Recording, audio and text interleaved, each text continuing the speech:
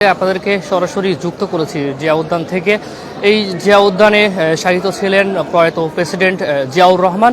তার পাশেই গতকাল সমাহিত করা হয়েছে বাংলাদেশের সাবেক তিনবারের প্রধানমন্ত্রী বেগম খালেদা জিয়াকে। আজ সকাল পর্যন্ত এখানে যারা সর্বসাধারণের প্রবেশ একেবারে নিষিদ্ধ ছিল, কিন্তু বেশ কিছুক্ষণ আগেই সাধারণ মানুষকে এখানে প্রবেশ করতে দেওয়া হয়েছে। আমরা ঘণ্টাখানেক আগে দেখেছিলাম সাবেক স্বরাষ্ট্র প্রতিমন্ত্রী লুৎফুজ্জামান বাবর তিনি এখানে এসেছিলেন। তার সাথে ওলামা দলের কিছু কর্মীরা ছিল, তারা এখানে কোরআন তেলাওয়াত করছিলেন। লুৎফুজ্জামান বাবর এখানে এসে তিনিও কবর জিয়ারত করেছেন এবং তিনি যাওয়ার পথে মিডিয়ার সাথে কথা বলেছেন। তো বেশ কিছুক্ষণ আগে এখানে সাধারণ মানুষকে প্রবেশ করতে দেওয়া হয়েছে। আমি একটু এই মাজারের যে সবশেষ পরিস্থিতি সেটা আপনাদেরকে দেখানোর চেষ্টা করছি। আপনারা দেখছেন এই মুহূর্তে যারা সাধারণ মানুষ রয়েছেন তারা বেগম জিয়ার এই যে সমাধিস্থল এই মাজারে তাকে তারা শেষবারের মতো শ্রদ্ধা জানাতে এসেছেন। যেহেতু গতকাল এখানে বিএনপির স্থায়ী কমিটির সদস্য এবং জিয়া পরিবারের সদস্য ছাড়া কাউকেই প্রবেশ করতে দেওয়া হয়নি, সেক্ষেত্রে আজ বেশ কিছুক্ষণ আগেই সাধারণ মানুষের প্রবেশ অধিকার দেওয়া হয়েছে। সেক্ষেত্রে এখানে যারা সাধারণ মানুষ রয়েছে তারা কিন্তু প্রবেশ করছেন। দর্শক, আপনারা দেখছেন প্রয়াত প্রেসিডেন্ট জিয়াউর রহমানের কবরের ঠিক পূর্ব পাশে বেগম জিয়াকে এখানে সমাহিত করা হয়েছে। বিএনপির বিভিন্ন স্তরের নেতাকর্মীরা তারা এখানে আসছেন এবং বেগম জিয়ার কবর জিয়ারত করছেন। আপনারা দেখছেন তারা কেউ কেউ ফুল দিচ্ছেন, কেউ কবর জিয়ারত করছেন। এখানে আমরা বিএনপি নেতাকর্মীদের দেখছি অনেকেই কিন্তু মোনাজাতে কান্নায় ভেঙে পড়ছেন। তাদের প্রিয় নেত্রীর এই সমাধিস্থলে এসে তারা কিন্তু কান্নায় ভেঙে পড়ছেন। আমরা অনেককে দেখেছি। এখানে সকালে এখানে এসেছিলেন সাবেক স্বরাষ্ট্র প্রতিমন্ত্রী লুৎফুজ্জামান বাবর, তিনি এখানে এসেছিলেন এবং আরও বিএনপির বেশ কিছু নেতাকর্মীকে আমরা এখানে দেখেছি। গত 30 ডিসেম্বর সকাল 6টায় এভার কেয়ার হাসপাতালে শেষ নিঃশ্বাস ত্যাগ করেন সাবেক তিনবারের প্রধানমন্ত্রী বেগম খালেদা জিয়া। তাকে গতকাল বাদ জোহর সংসদ ভবনের দক্ষিণ প্লাজায় নামাজে জানাজা শেষে জিয়া উদ্যানে প্রয়াত রাষ্ট্রপতি জিয়াউর রহমানের পাশেই তাকে সমাহিত করা হয়েছে। গতকাল খালেদা জিয়াকে শেষ বিদায় জানাতে লক্ষ লক্ষ মানুষের সমাগম হয় ঢাকায়।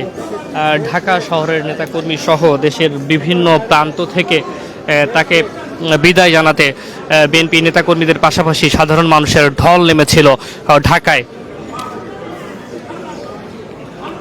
আমরা বিভিন্ন দেশের কূটনীতিকদেরকেও দেখেছিলাম, তারাও এসেছিলেন খালেদা জিয়ার শেষ বিদায় জানাতে। তারা এসে তারেক রহমানের কাছে তাদের যে শোক বার্তা সেটি তারা পৌঁছে দিয়েছেন। দর্শক, আপনাদেরকে একটু খালেদা জিয়ার শেষ বিদায়ের সাক্ষী যে কফিনটি ছিল সেই কফিনটি একটু আপনাদেরকে দেখাতে চাই।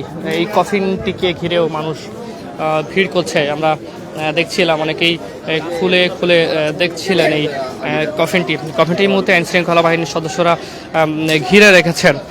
শেষ যাত্রায় বেগম জিয়ার সঙ্গী ছিল এই কফিনটি। সেই কফিনটি তার মাজারের পাশেই এখনো পর্যন্ত রাখা হয়েছে।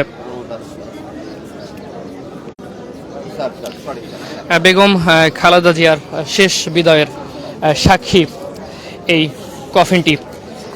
এই কফিনে করেই তাকে এভার কেয়ার হাসপাতাল থেকে নিয়ে আসা হয়েছিল। তার জানাজার নামাজ শেষে শেষ বিদায় পর্যন্ত এই কফিনটি ছিল তার সঙ্গী। এই কফিনটিকে ঘিরে মানুষের আগ্রহ অনেক। আমরা দেখছিলাম কিছুক্ষণ আগেই এখানে বেশ কিছু সাধারণ মানুষ তারা এই কফিনটিকে ঘিরে রেখেছিল, কফিনটি খুলে দেখছিল, কিন্তু এখন আইনশৃঙ্খলা বাহিনীর সদস্যরা তারা এই কফিনের পাশে দাঁড়িয়ে রয়েছে। মানুষ পাশে দাঁড়িয়ে থেকে এই কফিনটিকে দেখছে, যেহেতু আর কফিনের পাশে যেভাবে কেউ দেখতে পাচ্ছে না। এই কফিনটি বেগম জিয়ার শেষ বিদায়ের সাক্ষী ছিল। আপনারা দেখছেন হয়তো এই কফিনটিকে এখান থেকে এখন নিয়ে যাওয়া হবে, যেহেতু অরক্ষিত অবস্থায় এখানে রয়েছে এই কফিনটি এবং সাধারণ নেড়ে চেড়ে দেখছিলেন, কেউ খুলছিলেন। সেজন্যই আইন শৃঙ্খলা বাহিনীর সদস্যরা এখন এটিকে একরকম পাহারা দিয়ে রেখেছেন যাতে কফিনটি এখানে নিরাপদে থাকে। কারণ সাধারণ মানুষের আগ্রহের কেন্দ্র বিদ্যুৎ ছিল বেশ কিছুক্ষণ আগে এই কফিনটি অনেকেই খুলে খুলে দেখছিলেন। আপনারা দেখছেন এখনও মানুষ এখানে আসছেন, তারা ছবি তুলছেন। অনেকেই বলছেন তারা স্মৃতি হিসেবে এটি রেখে দিতে চান যে সাবেক 3 বারের প্রধানমন্ত্রী বেগম খালেদা জিয়ার শেষ বিদায়ের সাক্ষী ছিল এই কফিনটি। আসলে মানুষের শেষ বিদায়ের সময় যে খালি হাতেই তাকে বিদায় নিতে হবে তার সবশেষ প্রমাণ কিন্তু এই কফিনটি। বেগম জিয়া যখন তার শেষ নিঃশ্বাস ত্যাগ করেছিলেন তারপর থেকেই তার একমাত্র সঙ্গী ছিল এই কফিনটি, কিন্তু তাকে যখন একেবারে শেষ বিদায় দেওয়া হয়েছে এই কফিনটিও কিন্তু তার সঙ্গে নেই। কফিনটিকেও এখানেই কফিনটি এখনো পর্যন্ত পড়ে রয়েছে।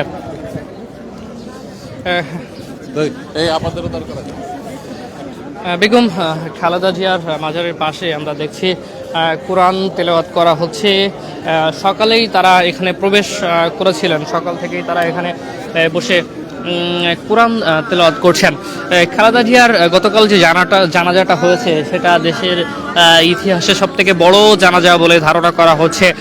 যেহেতু জানাজাটি হয়েছিল সংসদ ভবনের দক্ষিণ প্লাজায় মানিক মিয়া এভিনিউতে, জানাজার বেশ কয়েক ঘন্টা আগেই কিন্তু মানিক মিয়া এভিনিউর যে 3টি বড় বড় মাঠ রয়েছে সেই 3টি বড় মাঠ ভরে গিয়েছিল, পরিপূর্ণ হয়ে গিয়েছিল। তারপর মানিক মিয়া এভিনিউ থেকে শুরু করে শেওড়াপাড়া, কল্যাণপুর, কারওয়ান বাজার, এমনকি মগবাজার পর্যন্ত মানুষের যে ঢল সেই ঢল কিন্তু নেমেছিল। প্রয়াত রাষ্ট্রপতি প্রেসিডেন্ট জিয়াউর রহমানের মাজারের পাশে চিরনিদ্রায় শায়িত হয়েছেন সাবেক 3 বারের প্রধানমন্ত্রী বেগম খালেদা জিয়া। আপনারা দেখছেন তার মাজারকে ঘিরে সাধারণ মানুষ তারা ভিড় করছেন, তারা মোনাজাতে দোয়া করছেন। আমরা দেখেছি অনেকে মোনাজাতে কান্নায় ভেঙে পড়েছেন তাদের প্রিয় নেত্রীর জন্য, তারা মন খুলে দোয়া করছেন। শিশু থেকে বৃদ্ধ, মাঝ বয়সী, সব বয়সী মানুষ এখানে এসে ভিড় করছেন, দোয়া করছেন তাদের প্রিয় নেত্রীর জন্য। একজন গৃহবধূ থেকে রাষ্ট্রের প্রধানমন্ত্রী, এই পদটি সহজ ছিল না বেগম জিয়ার জন্য।